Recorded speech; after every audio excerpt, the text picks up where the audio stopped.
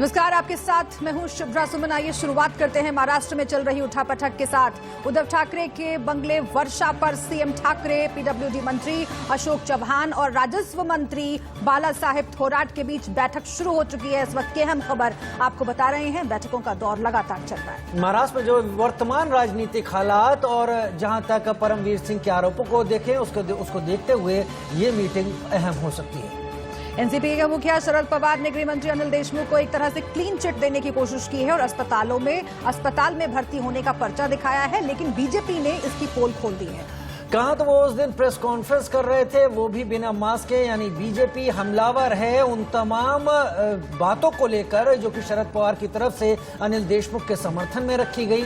लगातार दबाव में एनसीपी है, दबाव में अघाड़ी सरकार है, लेकिन कई ऐसी चीजें निकल कर आ रही हैं जो शरद पवार की तरफ से रखी गई दलीलों की काट अपने आप में पैदा करती है। जी हाँ, तो महाराष्ट्र सरकार के भीतर जो संकट मंडरा रहा है उसके बारे में हम आपको एक एक अपडेट दे रहे हैं। बैठकों का दौर लगातार चल रहा है। अनिल देशमुख के बारे में पहले कहा जा रहा था कि कुर्सी उनकी जा सकती है, लेकिन फिर अंदर खाने बैठक होती है और अब लग रहा है कि वो टिके हुए हैं, लेकिन इससे महाराष्ट्र की सरकार पर क्या असर पड़ रहा है, ये सबसे बड़ा सवाल बना हुआ है।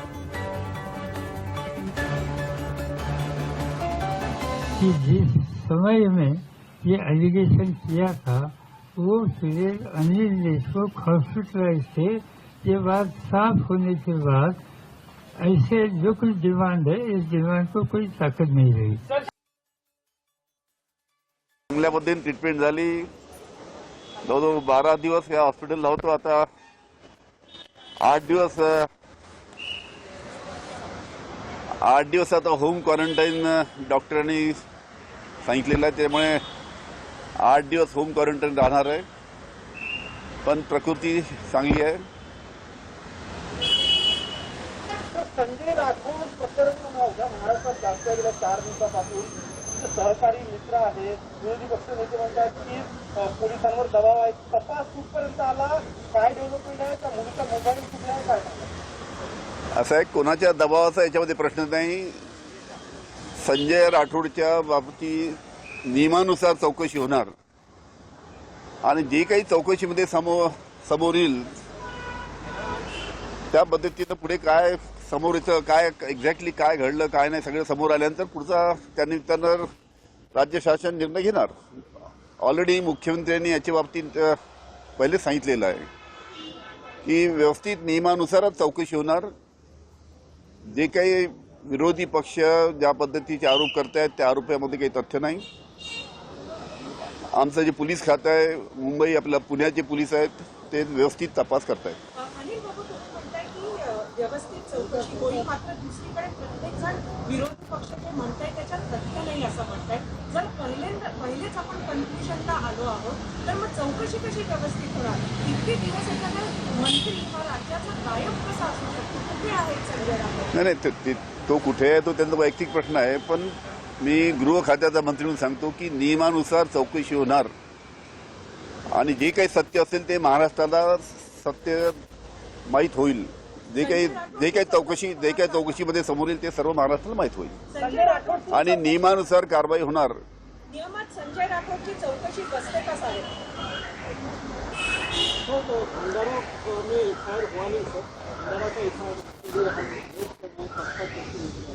मैं उसकी अभी बम्बई जाऊंगा तो जानकारी लेता हूँ उसकी क्या है। तो अनिल बाबू आपल्याला वाटतं का की नैतिक जबाबदारी समजून संजय राठोड याच्यामध्ये राजीनामा दिला पाहिजे? नाही, एकदा कसं आहे की एकदा संपूर्ण चौकशीचा रिपोर्ट पुढे आल्यानंतर वस्तुस्थिती समोर आल्यानंतर मग राज्य शासन निर्णय घेईल। मधल्या काळामध्ये जे ट्विटच्या बाबतीत चालू होतं, सेलिब्रिटीच्या ट्विटच्या बाबतीत, त्या सेलिब्रिटीच्या ट्विटच्या बाबतीत माझ्या वक्तव्याचा विपर्यास केला गेला।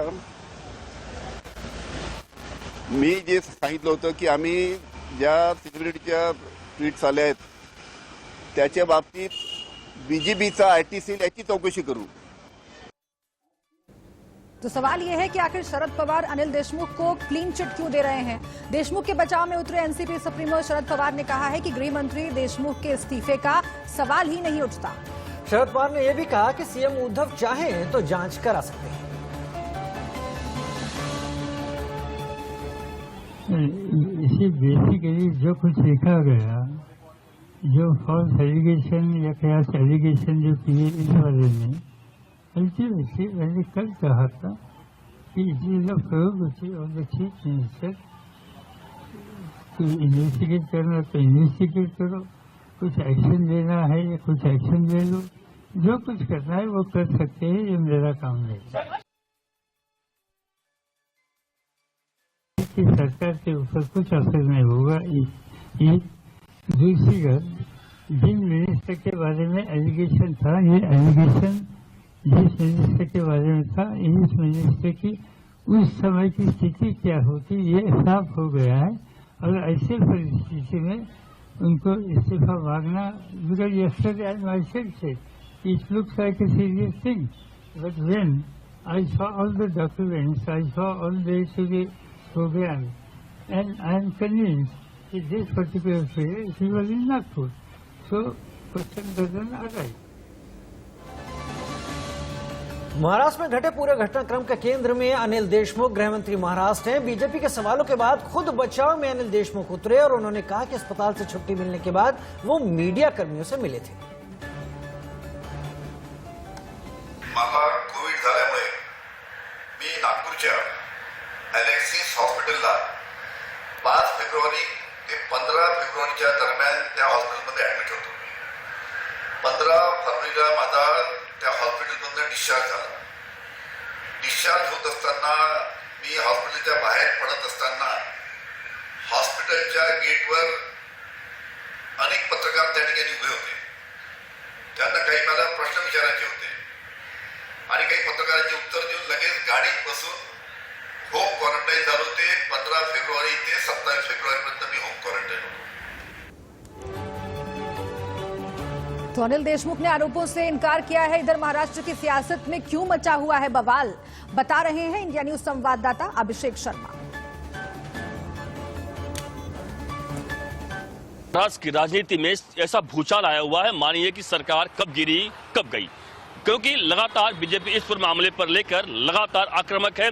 लगातार संसद से लेकर महाराष्ट्र के चौराहे तक, गलियों तक, हर जगहों पर बीजेपी रोड पर उतरकर लगातार बड़ा हंगामा कर रही है। किस तरीके से महाराष्ट्र की सरकार के खिलाफ कड़ी कार्रवाई किया जाए। इतना ही नहीं, बल्कि अब तो यह मांग बीजेपी करने लगी है कि यहाँ पर प्रेसिडेंट रूल लगा दिया जाए, क्योंकि सरकार सही तरीके से काम नहीं कर रही है। क्योंकि उन्हीं के मंत्री, गृह मंत्री 1-2 करोड़ नहीं 100 करोड़ की फिरौती यानी वसूली की बात करते हैं मुंबई पुलिस कमिश्नर से, अपने अधिकारियों से। यानी इस पूरे मामले पर लेकर जमकर सियासत हो रही है। बीजेपी इस पूरे मामले पर हर जगह से जमकर सियासत करती हुई दिखाई पड़ रही है, मांग कर रही है और कहीं न कहीं महाराष्ट्र की ठाकरे सरकार को कटघरे में लगातार खड़ा कर रही है, चाहे वह पुलिस शासन का मामला हो। क्योंकि आप देखिए कि जिस तरीके से बीजेपी के तमाम बड़े नेता जो राम कदम है और सुधीर मुनगंटीवार, इन तमाम लोगों ने कई जगहों पर कंप्लेन किया। बल्कि राम कदम ने तो जाकर आज मुंबई पुलिस कमिश्नर नए हैं हेमंत नागराले, उनसे मुलाकात कर साफ साफ मांग कर डाली कि परमबीर सिंह का जो लेटर है उसको ध्यान में रखते हुए अनिल देशमुख के खिलाफ एफआईआर दर्ज की जाए, ताकि आगे की जांच शुरू हो सके। वहीं दूसरे अतुल भातलकर जो कि बीजेपी के नेता हैं, उन्होंने भी जाकर एक पुलिस स्टेशन में कंप्लेन की ताकि एफआईआर दर्ज किया जाए। उन्होंने साफ साफ कहा है कि एफआईआर अगर नहीं हुई तो इस पूरे मामले को लेकर बॉम्बे हाईकोर्ट जाएंगे। लेकिन इस बीच परमबीर सिंह, आप देखिए जिस तरीके से मामला लगातार चल रहा है, वह सुप्रीम कोर्ट में जाकर उन्होंने याचिका दाखिल कर दी कि इस पूरे मामले पर कार्रवाई किया जाए, सीबीआई जांच की मांग कर डाली है। यानी इस पूरे मामले को लेकर एक तरफ लगातार सियासी घमासान मचा हुआ है और महाराष्ट्र की राजनीति को ध्यान में रखते हुए शरद पवार लगातार मीडिया के सामने आकर यह बचाव कर रहे हैं कि अनिल देशमुख कोई गलती नहीं है। जो लगातार आरोप लगाया जा रहा है सचिन वजह आकर मुलाकात किए थे, जबकि वह समय जब था जबकि वह होम क्वारंटाइन थे, उनको कोरोना हुआ था, वह मुंबई में नहीं थे, कुछ समय पे नागपुर में थे, बाद में मुंबई में आए। और इसीलिए जो तमाम ऐसे बड़े आरोप लगातार सरकार के खिलाफ लगते जा रहे हैं, लगातार बड़ा आरोप लगातार लगता जा रहा है कि अनिल देशमुख को इस्तीफा दे देना चाहिए। लेकिन इस्तीफा न देने के लगातार इस पूरे मामले में सरकार दिखाई पड़ रही है। और इसलिए चाहे वह शिवसेना के लोग हों, चाहे वह कांग्रेस के लोग हों, चाहे एनसीपी की तरफ से लोग हों, हर कोई जमकर इस पूरे मामले पर समर्थन करते दिखाई पड़ रहा है कि सरकार में कोई भी इस्तीफा नहीं देगा, सरकार स्थिर है।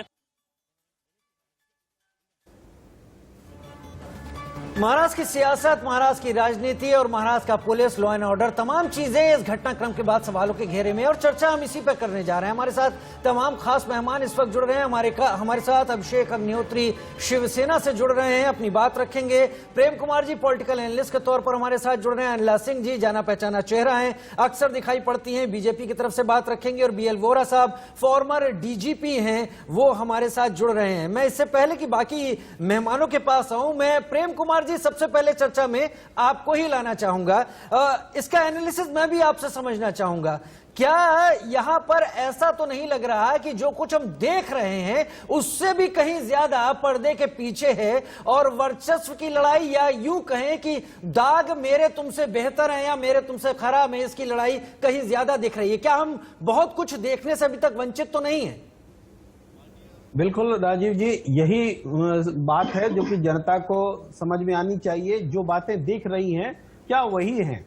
देखिए, इससे पहले सबसे पहले मैं ये बात कहना चाहता हूं कि इस्तीफा देने के लिए इससे बेहतर और कोई समय नहीं होता, या इससे खराब बोलिए, ऐसे खराब स्थिति कोई नहीं हो सकती जब इस्तीफा दी जाए। अब अभी इस्तीफा नहीं दिया जाएगा तो कब इस्तीफा दिया जाएगा? मैं इंडिविजुअली ये समझता हूं कि ऐसी स्थिति में इस्तीफा दे करके तब उस साजिश को बेनकाब किया जाना चाहिए जो कि पूरी सरकार को अस्थिर करने के लिए लगी हुई है। मैं आपको टोकूंगा। क्या ये इस्तीफे पर जो आकर बात अटकी है, क्या हठधर्मिता है एनसीपी की तरफ से? कम से कम नैतिक मॉरल ग्राउंड पर यह कदम उठा लेना चाहिए, या इसको खींचना ही अब सम्मान की लड़ाई बन गई है महाराष्ट्र की राजनीति में? देखिए, एनसीपी का अपना नजरिया हो सकता है कि ये तथ्यात्मक रूप से हमारे पक्ष में ये बातें, इसलिए हम इस्तीफा क्यों दें, लेकिन वो सरकार चला रहे हैं।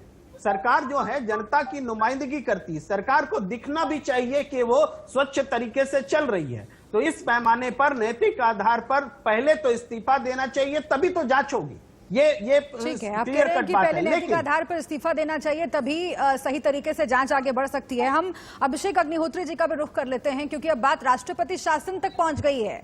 रामदास अठावले कह रहे हैं अभिषेक अग्निहोत्री जी कि राष्ट्रपति शासन लगा देना चाहिए महाराष्ट्र में, क्या कहेंगे?